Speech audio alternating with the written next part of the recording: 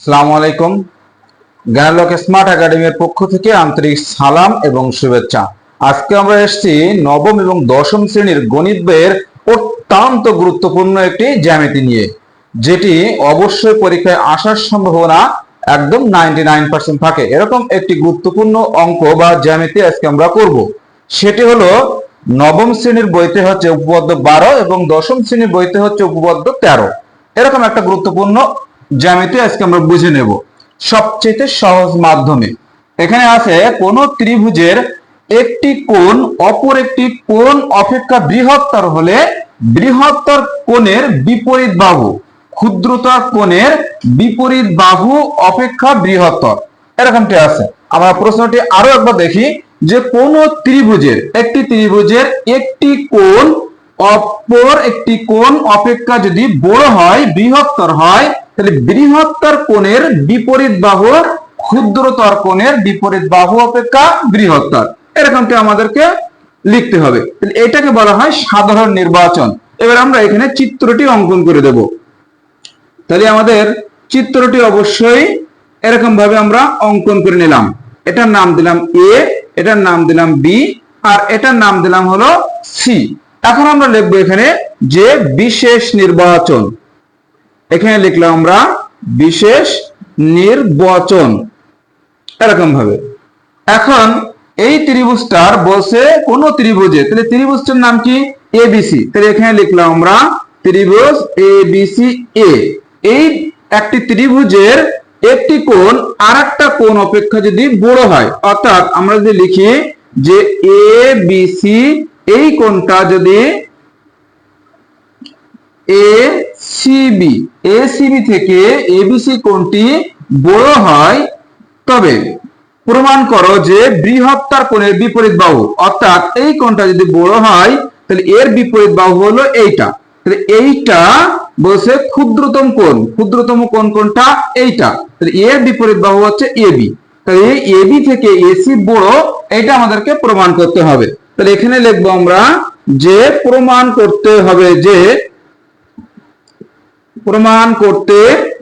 হবে যে এসি বড় এবি, অর্থাৎ এসি বাহুটি এবি থেকে বড়, এটা আমাদেরকে প্রমাণ করতে হবে। তাই এখন আমরা এখানে লিখব যে প্রমাণ। আমরা প্রমাণ লিখলাম। এই প্রমাণ কিভাবে করা যায়? এখন আমাদেরকে এবি থেকে এসি বড় এটা প্রমাণ করতে হবে। তাহলে আমরা যদি লিখি যদি এসি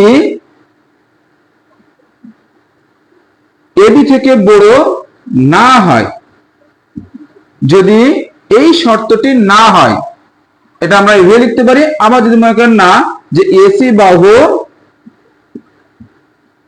এবি অপেক্ষা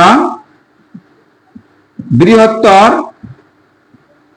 না হয়, যদি এটা বৃহত্তর না হয় তাহলে হয় সমান হবে আর নইলে ছোট হবে। তাহলে আমরা লিখতে পারি যদি না হয়, তাহলে এক নম্বর হচ্ছে এসি আর এবি সমান হবে, আর দুই নম্বর হবে যে অথবা এসি ছোট এবি হবে। যদি বড় না হয় তাহলে অবশ্যই সেটা ছোট হবে, নইলে হচ্ছে সমান হবে। তাই আমরা লিখে নিলাম। এখন আমরা এই দুটো ধাপ দিয়ে প্রমাণ করব। যদি এর এক নম্বর লিখলাম, এখানে এক নম্বর এসি সমান যদি এবি হয়, অর্থাৎ এসি সমান যদি এবি হয়, যদি এই দুটো বাহু সমান হয় তাহলে অবশ্যই আমাদের এই দুইটা কোণও সমান হতে হবে। এই দুটো যদি সমান হয় তাহলে আমাদের এবিসি সমান এসিবি, এই দুটো কোণও পরস্পর সমান হবে। কিন্তু নিচে লিখে দেব, কিন্তু শর্ত অনুযায়ী আমাদের ছিল যে এবিসি এসিবি থেকে বড়। এখানে লিখতে হবে যা প্রদত্ত শর্ত বিরোধী, এটুকু। আবার যদি আমরা লিখি, আবার দুই নাম্বার ছিল আমাদের এসি লেস দ্যান এবি, অর্থাৎ এসি এবি থেকে যদি ছোট হয় তাহলে অবশ্যই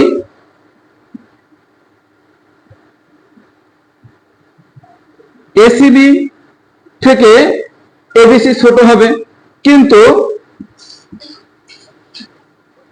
এটাও শর্ত বিরোধী।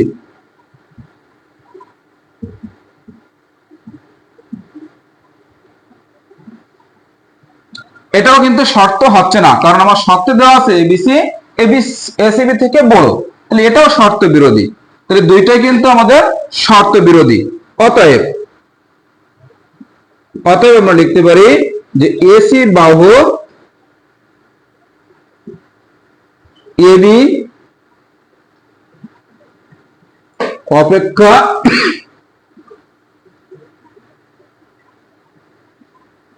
ছোট বা সমান হতে